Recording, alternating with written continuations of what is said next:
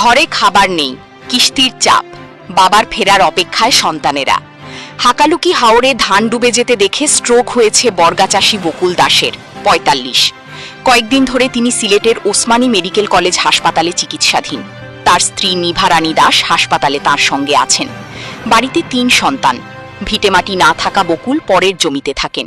বিভিন্ন বেসরকারি সংস্থা থেকে প্রায় ১ লাখ টাকা ঋণ নিয়ে এবার বোরো ধানের আবাদ করেছিলেন। এখন ফসল নষ্টের পাশাপাশি কিস্তির চাপও বেড়েছে। মৌলভীবাজারের জুড়ি উপজেলার পশ্চিম জুড়ি ইউনিয়নের হাকালুকি হাওর পাড়ের কালনিগড় গ্রামে বকুলদের বাড়ি। একই উঠানে ১০-১২টি পরিবারের বসবাস। টিনের চালা ও বেড়ার ছোট ঘরে ৪ ভাই আলাদা থাকেন। প্রতিটি কক্ষেই গাদাগাদি করে পরিবারের সদস্যদের বসবাস।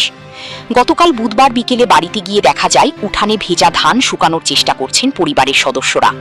এ সময় একটি বেসরকারি সংস্থার মাঠকর্মী কিস্তি আদায়ে এসে বকুলের অসুস্থতার কথা শুনে ফিরে যান। স্বজনেরা বলেন, উপজেলা সদরের ভবানীগঞ্জ বাজারে সড়কের পাশে চায়ের দোকান করেন বকুল।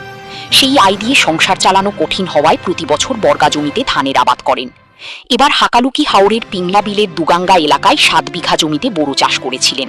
সম্প্রতি অতিবৃষ্টি ও উজান থেকে নামা পাহাড়ি ঢলে ৫ বিঘার ধান পানির নিচে তলিয়ে যায়। সেই দৃশ্য দেখে বাড়ি ফিরে অসুস্থ হয়ে পড়েন তিনি। পরে তাকে সিলেটে নেওয়া হয়। বকুলের বড় মেয়ে নিপা রানী দাস স্থানীয় তৈয়ুবুন্নেসা খানম সরকারি কলেজের শিক্ষার্থী। অর্থাভাবে এবার এইচএসসি পরীক্ষার ফরম পূরণ করতে পারেনি। ছেলে বিশাল দাস ৯ম শ্রেণীতে এবং ছোট মেয়ে তিন্নি রানী দাস ৬ষ্ঠ শ্রেণীতে পড়ে। বাবার অসুস্থ হওয়ার কথা বলতে গিয়ে নিপা বলে, কয়েকদিন খুব ঝড় বৃষ্টি আছিল, ঘর থাকি বাইরেওয়া গেছে না। এর মাঝেই খবর মিলল আউরো পানি বাড়ি গেছে। বৃষ্টির মাঝেই বাবা আউরো রওনা দিলা। সন্ধ্যার সময় বাড়ি তাইয়া খুব চিন্তাত পড়লা। ধান গেল কইয়া বাবাই নিজেরই আর সামলাইয়া রাখতে পারলা না, বমি করলা। এরপরই হঠাৎ বিছানাত পড়ি গেলা, মাত কথা নাই। উপজেলা সরকারি হাসপাতালে নিয়ে গেলাম। ডাক্তারি পরীক্ষা করি কইলেন স্ট্রোক, মস্তিষ্কের রক্তক্ষরণজনিত রোগ হইছে। তাড়াতাড়ি সিলেটে হাসপাতালে নিতে হইব। পরে সিলেট নিয়ে ভর্তি করা হল। নিপা জানায়, ৭-৮ দিন পরে তাদের মা বাবা সিলেটে। তার কাছে হাত খরচের কিছু টাকা ছিল। তা দিয়ে ২ দিনের তেল, ডাল, মশলাপাতি কেনার পর সব টাকা শেষ হয়ে গেছে। এরপর থেকে ৩ ভাই বোন একই বাড়িতে কাকা রুবেল দাসের ঘরে খাবার খাচ্ছে। নিপার কথা শেষ হতেই বিশাল বলে ওঠে, বাবা সিলেট যাওয়ার পরে এই নিয়া ৩ দিন কিস্তির লোকাইছন, তারারে বুঝাইয়া কইছি, সবাই ফিরত গেছন। ৩ ব্যাংকে ১ লাখ টাকার মতো ঋণ আছে বাবার। আগে বাবাই চা ধান বেচি কিস্তি দিতা, দোকান বন্ধ, ধান পাওয়ারও আশা নাই। এখন কিস্তি কিলা দিতা। সংসার, বাবার চিকিৎসার খরচ কিলা চলতো, ও চিন্তাও আমরা করি। ধান তো গেছে, বাবা সুস্থ হইয়া বাড়ি আইলেই শান্তি।